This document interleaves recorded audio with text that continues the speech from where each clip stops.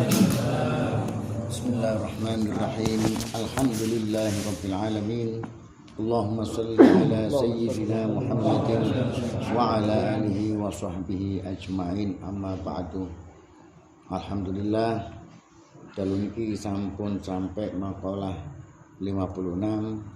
Sing menika sampun diwaos kali Ustaz Mustaqim dengan syarah kitab.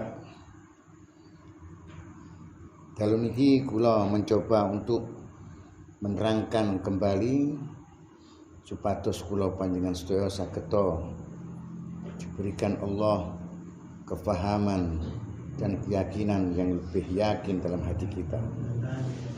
Bismillahirrahmanirrahim.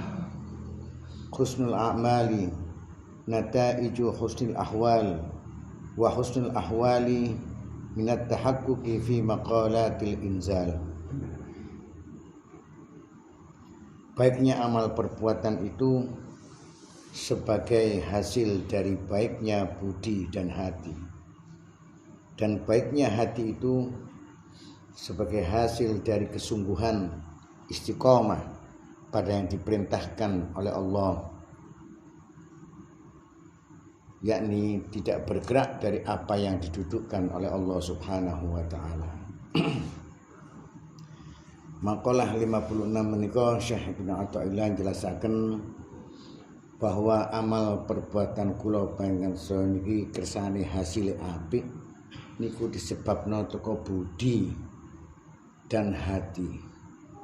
Artine niku ndugi keyakinan lan akhlak daripada hati itu sendiri.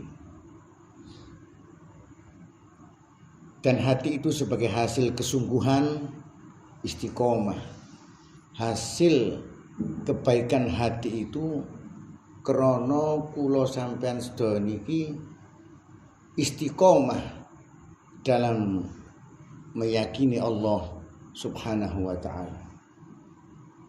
Dadose lek keterangan lebih mudah lagi ngeten. Kula sampean sedaya niki saged diarani amal perbuatane hasil cek apik niku krana ati kula ambek sampean niku nggadahi akhlak yang mulia. Duwe ati sing lemes, yang tulus, budi yang tulus, yang ikhlas. Lah hasile sagete ati kados ngoten niku leke iku duwe keyakinan sing istiqomah, tetep keyakinan niku mboten lala-lali ngoten. Artine ngeten, ketika kula sampean sedaya niki melakukan satu amal ibadah kepada Allah Subhanahu wa taala, niku saged diarani ikhlas. Iku baru apik, ngoten nggih? Apik. Lek atine iku mang apik, ikhlas iku berarti berbudi, berakhlak. Akhlak tata krama nang Gusti Allah iku termasuk ikhlas. Lek tata krama nang menungso beda malih. Carane beda malih. Nun sewu, ngomongi lemah lembut dan sebagainya. Iku tata krama nang menungso. Tata krama nang Gusti Allah dalam bentuk amal, atine iki dikongkon ikhlas. Iku termasuk hati yang berbudi. Paham ya? Lah hati yang berbudi ini disebabkan apa? Disebabkan kula sampeyan iki yakin istiqomah terus, yakine terus nang Gusti Allah. Dalam arti ketika kula sampeyan beramal ibadah iso ikhlas dikarenakan kula sampeyan waktu amal ibadah itu yakin lek Gusti Allah itu selalu mengawasi kita. Yakin lek Gusti Allah itu mengetahui apa yang ada dalam hati kita. Hadir Allah dalam hati kita. Dalam arti kita yakin bahwa Allah mengawasi hati kita. Sampeyan istiqomah kaya ngoten. Istiqomah itu terus menerus. Ana di omah eling yakin Gusti Allah ndelok ati awake dhewe. Ana di dalan yakin lek Gusti Allah ndelok atine dhewe. Ana di musala yakin nek ndelok atine Gusti Allah didelok atine dhewe. Lho sing kados ngoten niku pasti akan membawa perbuatan-perbuatan kula sampeyan nglakoni iku mang dadi ikhlas. Nggih napa to? Dados ngoten niku pengertian Syekh Ibnu Athaillah niki supados kula niki dados mempunyai satu amal ibadah perbuatan sing hasile apik iku ayo ditata atine. Ati sing kados napa?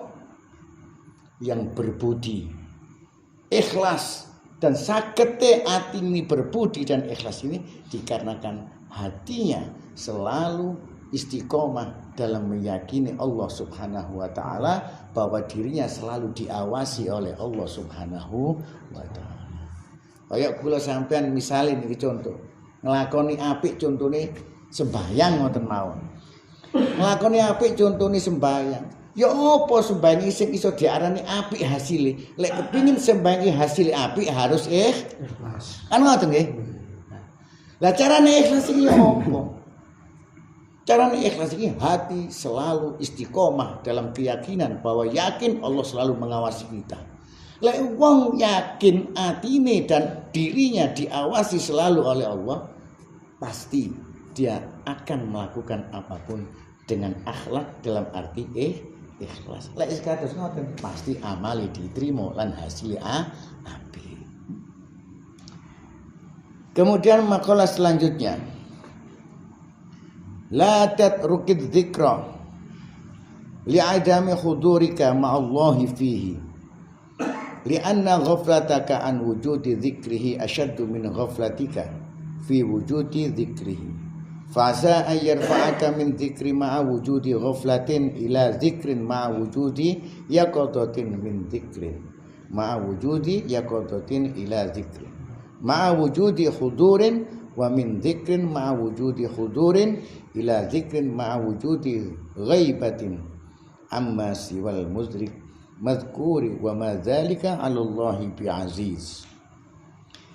Jangan meninggalkan zikir karena engkau belum selalu ingat kepada Allah di waktu berzikir.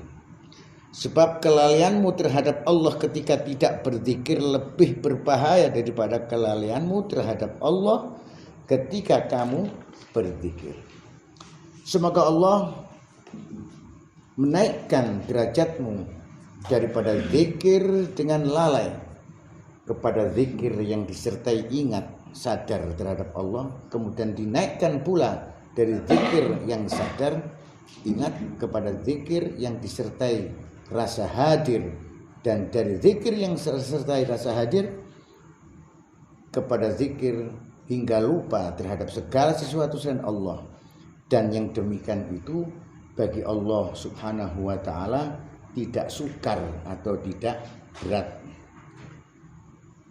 Makalah 57 Syekh Ibnu Athaillah jelasaken pun sampai kados kula sampean iki gampang ninggalno zikir. Masih yo zikir iku kula sampean setiap zikir iku lali nang Gusti Allah. Zikir mungkin kita zikir dengan kalimat thayyibah astagfirullah mohon ampun. Muni astagfirullah tapi gak eling nang Gusti Allah. Atau zikir dengan kalimat-kalimat thayyibah yang lain. Seperti contoh subhanallah, alhamdulillah dan seterusnya. Bener lisan iki ngucap kalimat-kalimat thayyibah, kalimat-kalimat di dalam zikir. Tapi zikir sendiri gak ingat, gak eling nang Gusti. Tapi yang pun sampai leren kados ngoten. Tetep mawon sampean pun sampai putus asa. Tetep dilakoni mawon. Masuk istighfar gak eling kas nang Gusti Allah. Masuk tasbih gak eling nang Gusti Allah. Masih tahmid gak eling nang Gusti Allah. Masih membaca kalimat tahlil yakni tauhid gak eling nang Gusti Allah. Tetap sampean rutinitas sampean istiqomahkan membaca itu krono sampean luwih bahaya. Gak zikir nang Gusti Allah, masih zikir iku mangsik lali nang Gusti. Iku luwih bahaya. Makanya wong zikir tok masih gak eling nang Gusti Allah iku sing nggawa keselamatan. Masih membawa manfaat, masih membawa satu kemaslahatan bagi diri kita. Ngoten. Lah lek gak zikir iku luwih bahaya. Masih zikir iku lali. Luwih bahaya mana lek gak zikir. Karena banyak perintah-perintah Allah yang menganjurkan kita berzikir. Di antaranya di sini disebutkan fadkuruni azkurkum, ingatlah kepadaku, aku akan ingat kepadamu. Dan banyak hadis-hadis Nabi yang memerintahkan seperti itu. Tapi ketika Rasulullah mengatakan memerintahkan kita untuk berzikir kepada Allah, tidak menjelaskan, tidak mengingatkan, tidak memerintahkan satu keharusan kita harus ingat kepada Allah. Tapi yang dimaksud di sini adalah perintah untuk membaca kalimat-kalimat thayyibah untuk berzikir mengingat Allah Subhanahu wa taala. Jadi sampean ngetutno zikir masuk lali nang Gusti Allah. Tapi sampean ngetutno zikir mang krana Kanjeng Nabi Muhammad sallallahu alaihi wasallam iku wis oleh ganjaran. Padahal lali nang Gusti Allah. Paham sampean? Lah kanggone wong salik ya harus ditingkatno rek. Ngoten lho. Duduk wis gak ngurus tak lalian ya tetep tingkatannya sak wonten mawon dan tidak akan membawa dampak pada kejiwaan diri kita. Nah, sampean lek terus zikir, walaupun sampean lupa, itu masih lebih baik daripada tidak berzikir. Keistiqomahan sampean berzikir dalam ucapan walaupun tidak ingat kepada Allah, mungkin pas welas asine Gusti Allah sampean ditingkatno derajat iku mang. Sing zikir iku mang lali iso eling. Krono sampean iki membiasakan diri, mengistiqomahkan. Masuk lali ora putus asa. Tetap aku zikir nang Allah. Loh, ada waktu-waktu saat Allah yang berkehendak akan menurunkan karunia rahmatnya sampean dikei eling ditingkatno sing lali mang menjadi eling nang Gusti Allah. Akhirnya rada mantap. Marang ngoten sampean terus zikir, sampean terus gak putus asa, istiqomah terus. Ditingkat malam ya Allah. Yakin koyok-koyok Allah ini hadir di hadapan kita. Ngoten duduk eling tok, tapi koyok-koyok Gusti Allah itu di hadapan kita. Hadir.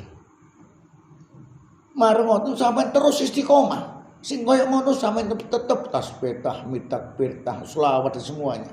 Sampean waos gak putus asa. Bahasa lek on ndiro roti enten kabeh. Sampean roti terus masuk kayak iso khusuk bahasa ngoten ya. Sampean terus ditingkatkan sampai lek wis tingkatan sing puncak inggih menika sampai kok lali kabeh ilinge nang ngene Gusti. Iku tingkatan wong arif. Ngoten lho. Nah kaya kula sampean dikire mboten seperat. Paling isih ngalor ngidul ngoten lho. Tapi insya Allah dengan cara-cara yang diajarkan di Majelis Ta'lim Al-Muqarrabin ini diantaranya ketika engkau membaca istighfar ingatlah akan dosa-dosamu. Kan ngoten nggih? Saya ingat ngoten. Ketika engkau membaca tasbih, tahmid, ingatlah akan kesucian Allah dari segala macam bentuk kesyirikan. Jika kon eling ngoten. Ketika engkau membaca akbar, Allahu akbar, ingatlah akan kebesaran Allah. Bahwa Allah ini maha besar atas segala sesuatu. Lha zikir Allahu akbar, Allahu akbar, Allahu akbar. Gak eling bahwa Allah ini maha besar atas segala sesuatu. Itu biasanya sulit untuk menghadirkan Allah di dalam hati kita. Paham nggih? Lah arti jek mboten salah paham. Yang dimaksud Allah hadir dalam hati kita bukan berarti Allah menempati hati kita.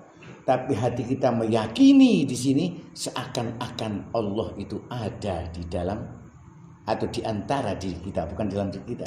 Yakin hati gue Gusti Allah ini cedek nang awak dhewe. Gusti Allah ini mengawasi kita. Itu namanya Allah hadir dalam hati kita. Bukan berarti hadir yang dimaksud kemudian diumpamakan seperti halnya makhluk yang seakan-akan hadir itu datang yang kemudian menempati hati. Maksudnya Allah dari menempati segala sesuatu. Tapi yang dimaksud hadir di sini adalah kita yakin bahwa Allah ini ada dan tahu juga mengawasi kita. Itu namanya yang dimaksud dengan hadir. Dan sifat daripada keyakinan, lo yakin iki panggonane ana di ati. Ati niku lho ambek sampeyan niku yakin lek Gusti Allah iki ana iku jenenge Allah hadir di dalam hati. Butuh hadir-hadir dalam arti teko marang mancok ana di ati. Ngoten nggih. Maksudnya Allah menempati dari segala macam bentuk tempat. Kemudian makalah selanjutnya, min alamati mautil qalbi adamul husni ala ma fataka minal muwafiqati wa tarkun nadam ala ma fa'altahu min wujudiz zallat.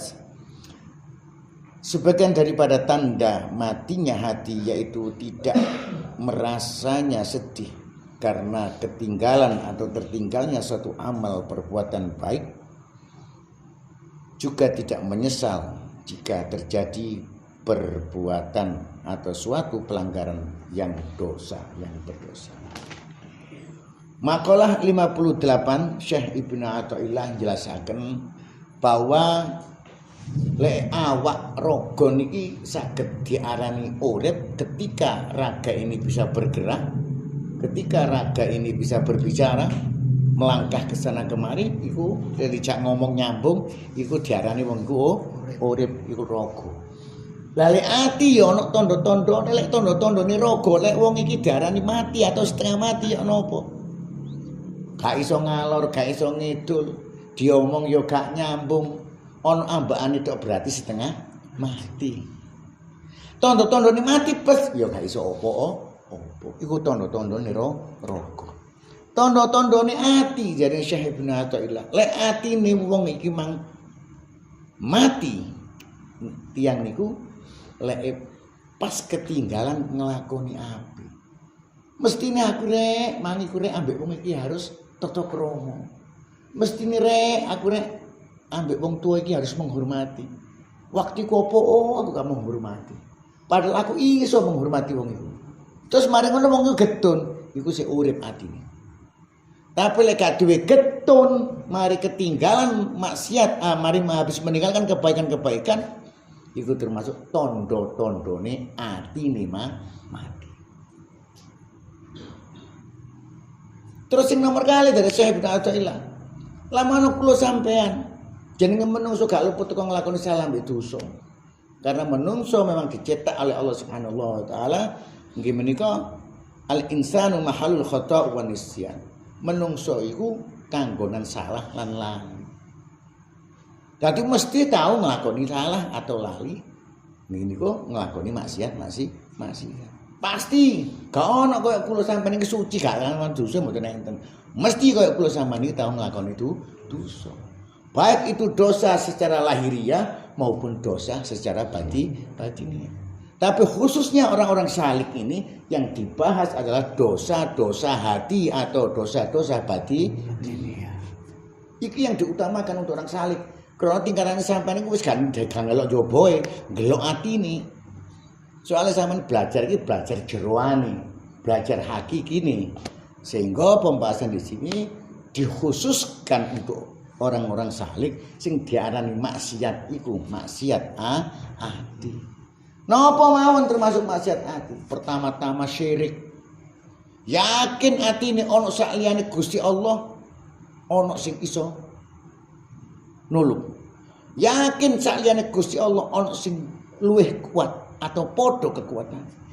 Lek yakin kados ngoten iku berarti maksiat hati yang terbesar dosanya. Inggih menika namine syirik. Terus di antara dosa-dosa kecil yang dimaksud paling kecil atau kecil selain dosa syirik dalam hati inggih menika termasuk sombong, riya, ujub. Lho iku maksiate hati. Maksiate hati. Lek jare wong mlaku petetek lahir ya, tapi atine bersih, itu gak termasuk dihitung masih. Tapi lek atine sing petetek dalam arti riya, sombong dan sum'ah ataupun ujub dalam hatinya, maka itulah yang dikatakan maksiat sing sak temen-temene masih. Apa ana wong mlakune biae, mlakune petetek gak sombong? Ana wong sing keleke udunan. Ya. Wong keleke udunan lho, mlakune yang ngene tok. Anjene lek ngempit loro. Apa wong kedaran sombong? Gak sombong. Artinya apa? Pun sampai menilai seseorang itu pada lahiriah.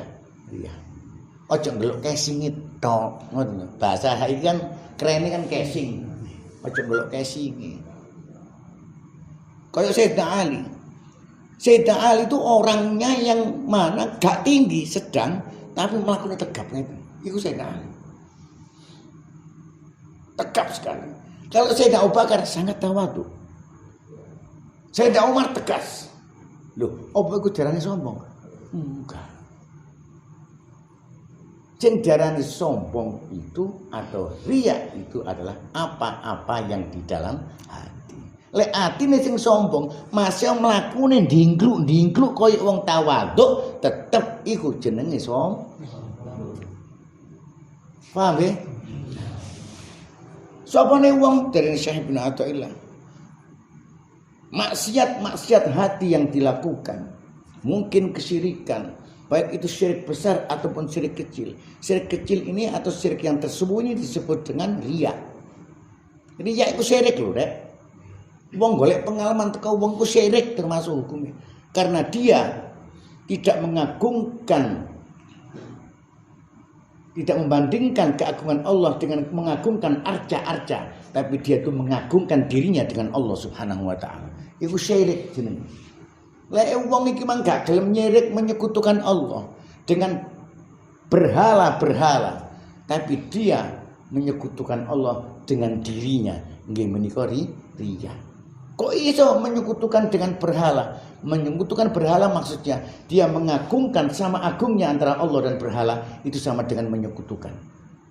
Kalau dia merasa agung dan Allah juga diagungkan dia, maka dia juga menyekutukan Allah dengan dirinya. Karena tidak ada yang agung di dunia ini kecuali Allah Subhanahu wa taala.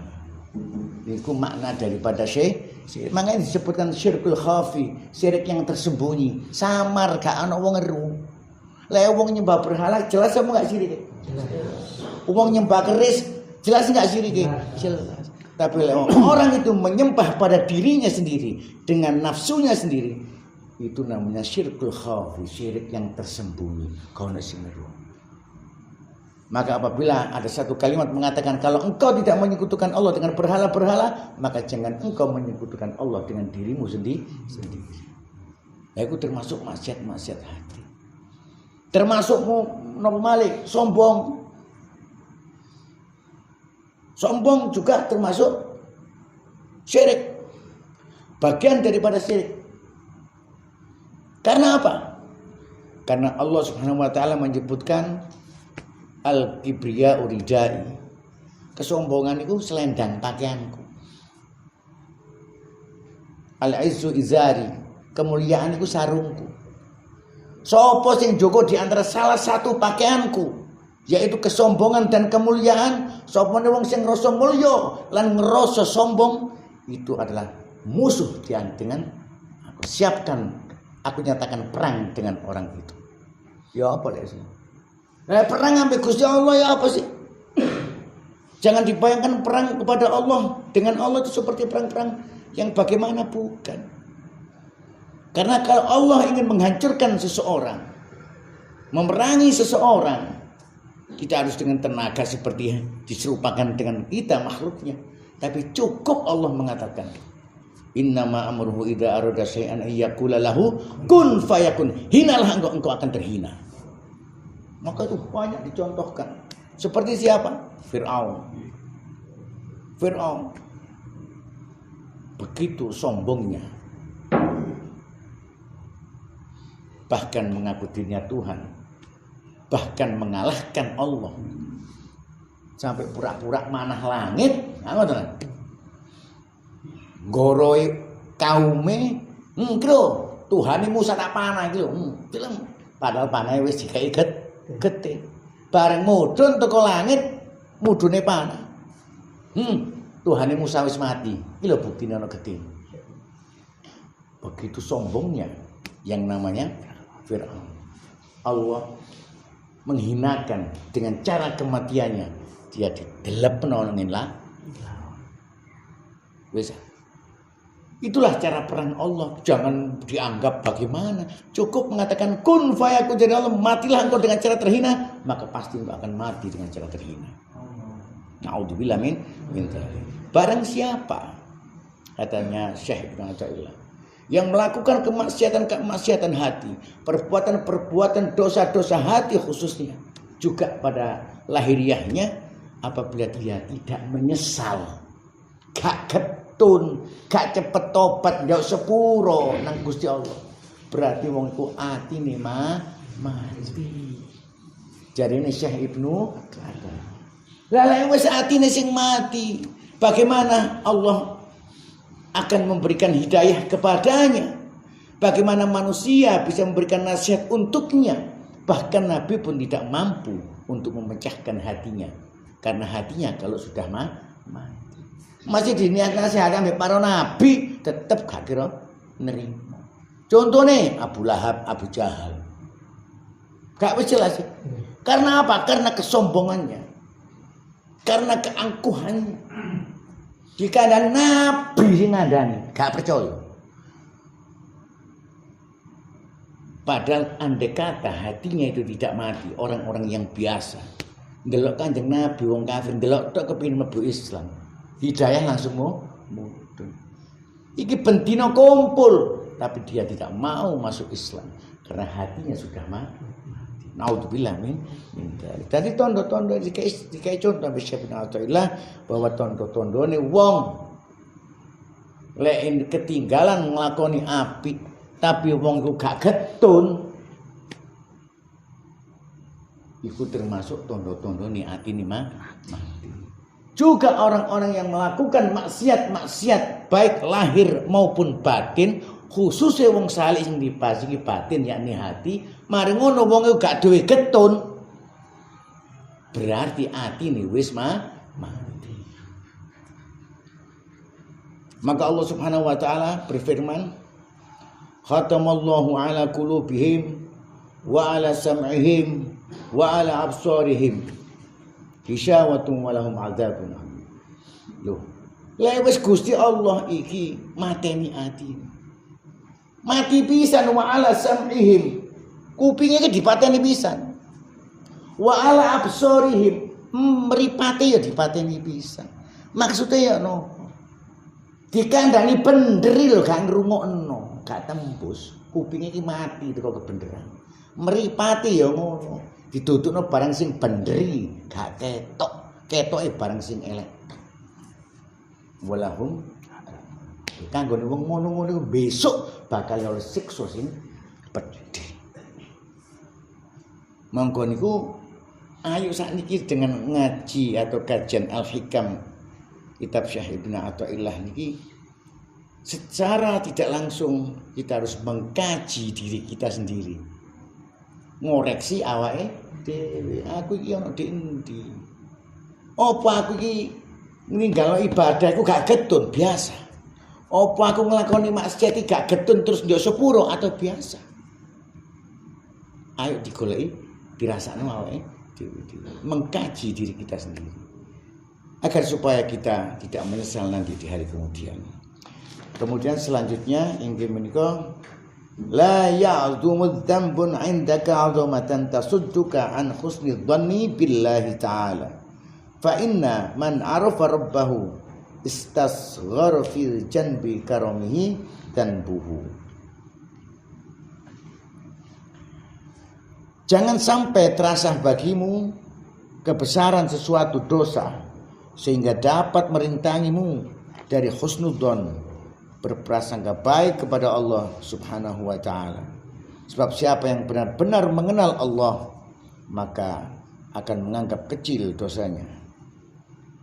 Itu di samping keleluasaan kemurahan Allah Subhanahu wa taala. Makalah 59 menika Syekh Ibnu Athaillah memberikan semangat bagi orang-orang yang dikatakan sebelumnya makalah bahwa orang itu tanda-tandanya matinya hati karena banyak dosa-dosanya besar dan sebagainya. Maka ojo putus asa dari Syekh Ibnu Athaillah. Poleng ngrasa awakmu iki dosae gedhe. Ojo putus asa dari Gusti Allah. Nyangka apik ae. Ojo sampai gak nyangka apik nang Gusti Allah. Nyangka sing kaya apa? Pasti Gusti Allah iku nyepuro.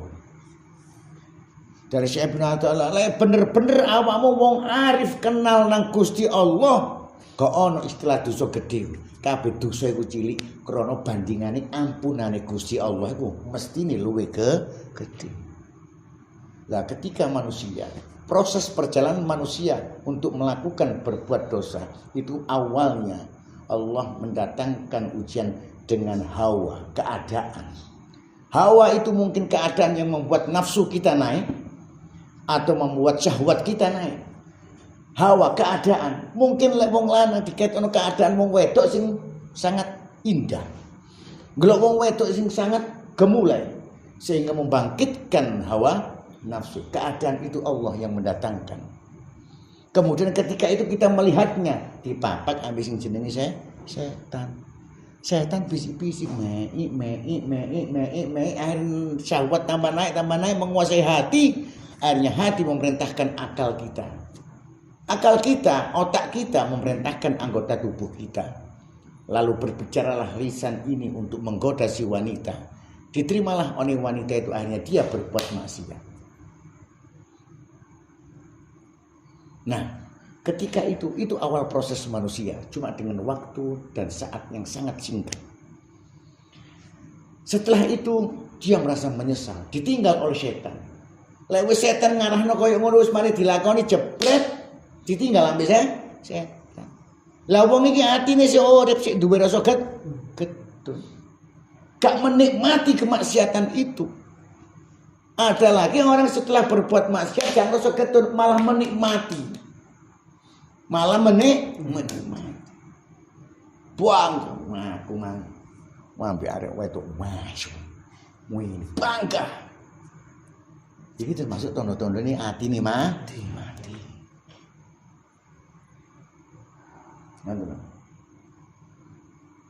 Iki gak getun.